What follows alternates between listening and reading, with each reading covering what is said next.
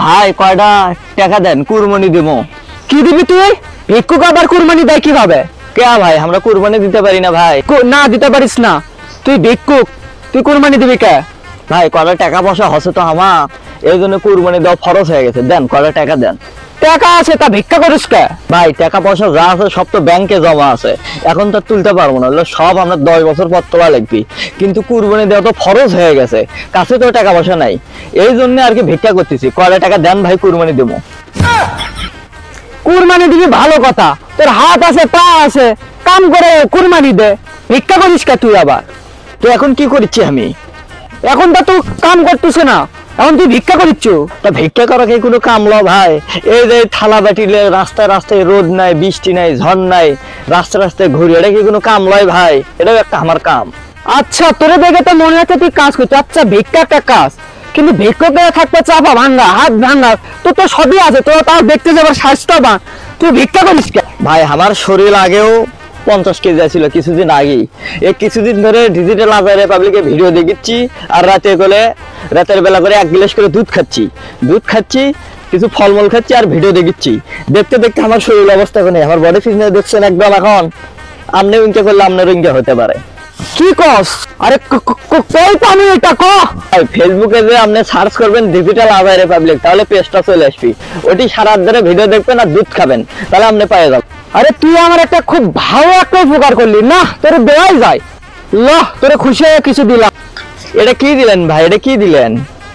কি দিলাম মানে চক্ষা দেখোস না, তোরে আমি 10 টাকা দিলাম।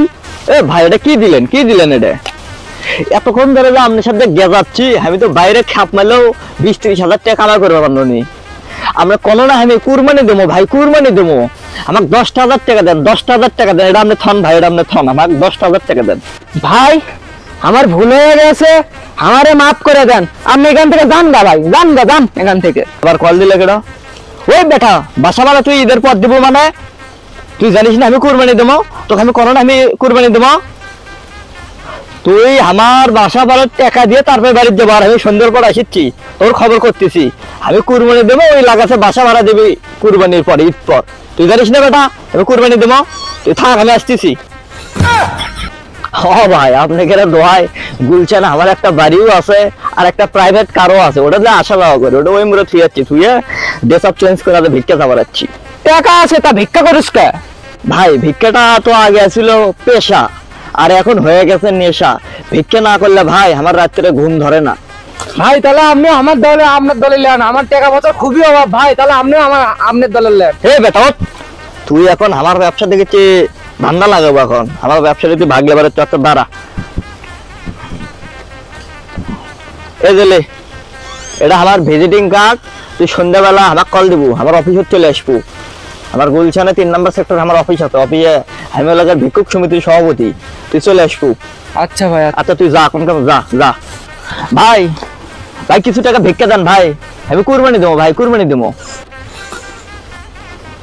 এ বেটা তোকে যাবার করে তুই যা, তুই সন্ধ্যাবেলা আমার অফিসে চলে আসিস, গুলশান 3 নম্বর সেক্টরে চলে আসিস, তুই যা ভাই, ভিক্ষা দেন ভাই।